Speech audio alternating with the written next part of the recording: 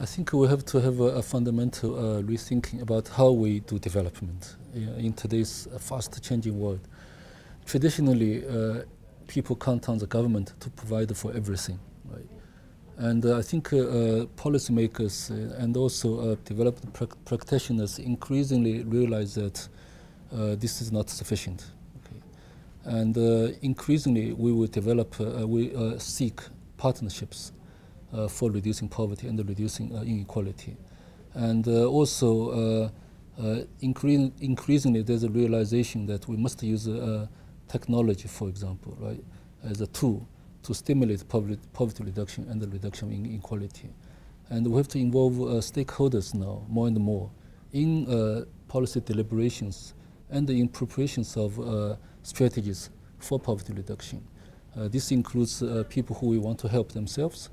We want to involve private sector, for example, which is a major provider of employment and government revenues.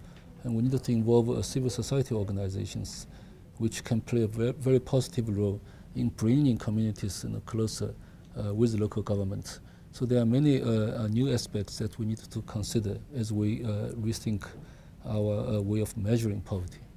We find that the traditional $1.25 per person per day threshold for extreme poor is inadequate. It's inadequate for three reasons. Number one, the cost of the consumption basket to meet the basic needs for the poor in Asia is higher than that for Africa. And number two, vulnerability to various kinds of shocks and inability of poor households to deal with those shocks also affects well-being of the poor, and therefore needs to be taken into account in computing who belongs to the extreme poor. And number three, the price of the food has been rising much faster than general price level, since food accounts for a greater share of the poor's expenditure than an average household. That also needs to be taken into account. So put all the three factors together, poverty rate in Asia Pacific is much higher than the conventional wisdom would give us.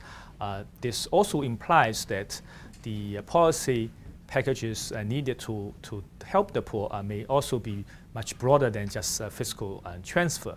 For example, infrastructures, projects that can help to make poor households, say houses and other things, more resilient to shocks, and also helping financial market to develop those products, insurance products that are accessible, affordable to the poor, will also be a useful element of the poverty reduction policy package.